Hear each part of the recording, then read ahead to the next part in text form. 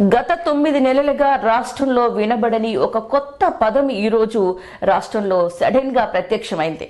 గత 9 నెలలుగా మహిళల మీద ఎన్నో అఘాయిత్యాలు జరుగుతున్నా కూడా హాస్టల్స్లలో, గురుకులాలలో అమ్మాయిల అనుమానాస్పద మృతులు జరుగుతున్నా కూడా, ఎంతో మంది మీద దాడులు, అఘాయిత్యాలు జరుగుతున్నా కూడా, గత 9 నెలల్లో క్రైమ్ రేట్ విపరీతంగా పెరిగినా కూడా ఏనాడు స్పందించని, అసలు రాష్ట్రంలో ఉందా లేదా అన్నటువంటి మహిళా కమిషన్ అనే పేరుతో ఈ రోజు సడన్ గా ట్విట్టర్ లో ప్రత్యక్షం అవడం జరిగింది. ప్రతిపక్ష నేత కేటీఆర్ చేసినటువంటి వ్యాఖ్యల్ని వ్యతిరేకిస్తూ ఈరోజు మరి మహిళా కమిషన్ ఈరోజు మాట్లాడడానికి ముందుకు వచ్చింది. మహిళల్ని కించపరిచారు అంటూ నిన్న సీతక్క కావచ్చు, ఈరోజు మహిళా కమిషన్ అంటూ శారదా నేరెళ్ళ అనేటువంటి ఒక మహిళ కూడా ఈరోజు తెర మీదికి వచ్చారు. మరి ఇన్ని అఘాయిత్యాలు జరుగుతుంటే సీతక్క ఎక్కడుంది? మన గతంలో కూడా చాలా సార్లు ఇన్ని అఘాయిత్యాలు జరుగుతుంటే ఇంట్లో అసలు ఒక రాష్ట్రంలో ఒక హోమ్ మినిస్టర్ అనే వాళ్ళు లేరు. మరి సీతక్క మహిళ కాదా? ఎందుకు స్పందించట్లేదు? సీతక్క ఎందుకు వచ్చి చూడట్లేదు? మొన్నటికి మొన్న షాద్నగర్ లో ఒక దళిత మహిళ మీద కూడా అంత దారుణమైనటువంటి దాడి జరిగినా కూడా చాలా లేట్ గా స్పందించినటువంటి సీతక్క ఈ మహిళా కమిషన్, అసలు మొన్న షాద్నగర్ ఘటనలో మహిళా కమిషన్ అనేది ఎంటర్ అయిందా? అంత అరాచకంగా ఒక మహిళని పోలీస్ స్టేషన్ లో హింస పెడుతుంటే కూడా మరి మహిళా కమిషన్ ఎక్కడ ఉంది? ఈ రోజు ఒక ప్రతిపక్ష నేత ఒక వ్యాఖ్యలు చేసిన వ్యాఖ్యల యొక్క ఉద్దేశం ఏంటి? మహిళలకి సదుపాయాలు ఇవ్వండి, సరే మహిళలు తమ ప్రయాణంలో ఏ పనైనా చేసుకుంటారు, కానీ బస్సుల సంఖ్య పెంచండి. ఇదే కదా ఇంటెన్షన్, ఇదే కదా మాట చెప్పింది. బస్సుల సంఖ్య పెంచండి అని ఒక మాట అంటే దానికి వ్యతిరేకిస్తూ మహిళల్ని కించపరుస్తున్నారు అంటూ రకరకాలుగా నిన్నటి నుండి సీతక్క ఫైర్ అవ్వడం. మరి ఫైర్ బ్రాండ్ సీతక్క ఇన్నాళ్ళు ఎక్కడుంది? ఎంతసేపు రాజకీయాలు, తన ఇసుక మాఫియా, తన రాజకీయాలు ఏంటి, తన దందాలు ఏంటి, తన వ్యవహారం ఏంటో చూసుకుందే కానీ మరి మహిళల మీద జరుగుతున్నటువంటి అఘాయిత్యాల మీద ఏనాడు స్పందించని సీతక్క ఈ రోజు కొత్తగా కేటీఆర్ మాట్లాడగానే స్పందించడం జరిగింది.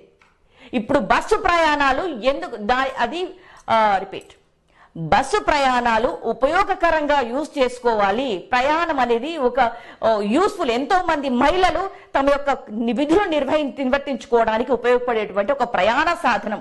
అలాంటి బస్సులలో మనం రెగ్యులర్ గా చూస్తూనే ఉంటాం. నేను కూడా చాలా సార్లు అసలు ఈ బస్సు, ఉచిత బస్సు పరిస్థితి ఏంటో చూడడానికి కూడా చాలా సార్లు ఉచిత బస్సు ప్రయాణం చేయడం జరిగింది.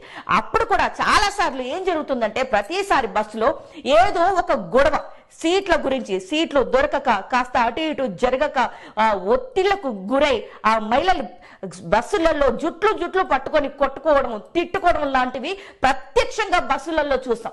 మరి అలాంటి ఫ్రీ బస్సు నువ్వు ఇచ్చేందుకు, ఇవ్వకెందుకు? బస్సుల సంఖ్య పెంచండి అని అడిగితే ఇంత అరాచకమా? మహిళలు చనిపోయినాడు, ఎక్కడ పోయారు మీరంతా? మహిళల మీద అఘాయిత్యాలు జరుగుతున్నాడు, ఎక్కడ పోయింది ఈ మహిళా కమిషన్?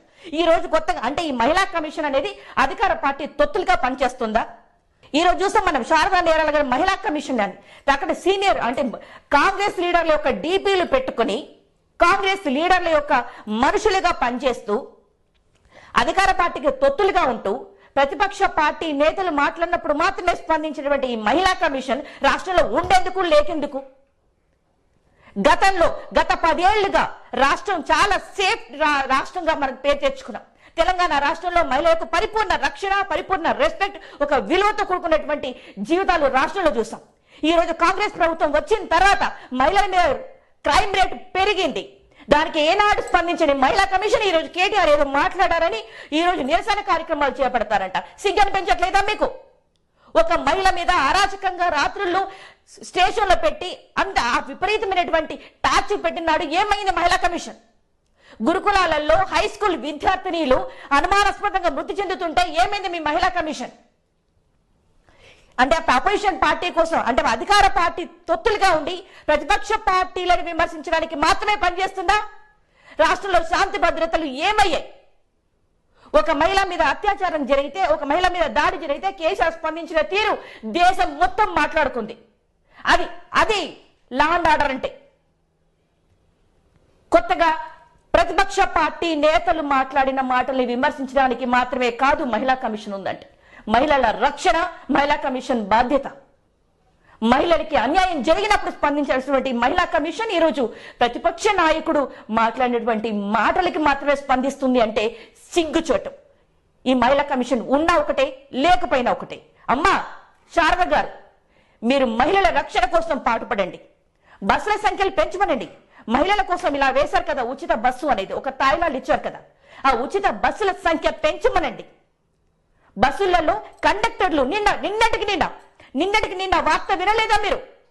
స్కూల్కి వెళ్తున్న విద్యార్థినిలు ఆధార్ కార్డు బ్యాగుల నుండి తీసి చూపించడానికి కాస్త లేట్ అయిందని కండక్టర్ చాలా బూతులు తిట్టి పిల్లల్ని అవమానిస్తే రోడ్డు మీద విద్యార్థినిల్ని దింపేశారు, హై స్కూల్ విద్యార్థినిలు. దానికి కారణం ఏంటి? బస్సుల సంఖ్య సరిపోకే కదా. ఇక్కడ కండక్టర్లు కూడా పడుతున్నటువంటి బాధను మనం అర్థం చేసుకోవాలి. ఎలాగో ఫ్రీ బస్సు ఉంది కదా అని చెప్పి ఇష్టం వచ్చినట్టుగా బస్సులు ఎక్కి వాళ్ళకి కండక్టర్లను ఇబ్బంది పెడుతున్నటువంటి సందర్భాలు ఉన్నాయి. కండక్టర్ ఏదైనా అంటే వాళ్ళ మీద దాడులు చేసినటువంటి సందర్భాలు కూడా గత 9 నెలల్లో మన రాష్ట్రంలో చూస్తాం. దేశం అంతా నవ్వుకుంటుంది తెలంగాణ రాష్ట్రంలో ఫ్రీ బస్ ఉందని. ఒకవైపు గొప్పగా కాంగ్రెస్ పార్టీ చెప్పుకుంటున్నా కూడా వాస్తవాలు చూసి దేశం అంతా నవ్వుకుంటుంది. ఇదా మేము కోరుకుంది, ఇదా తెలంగాణ మహిళ కోరుకుంది.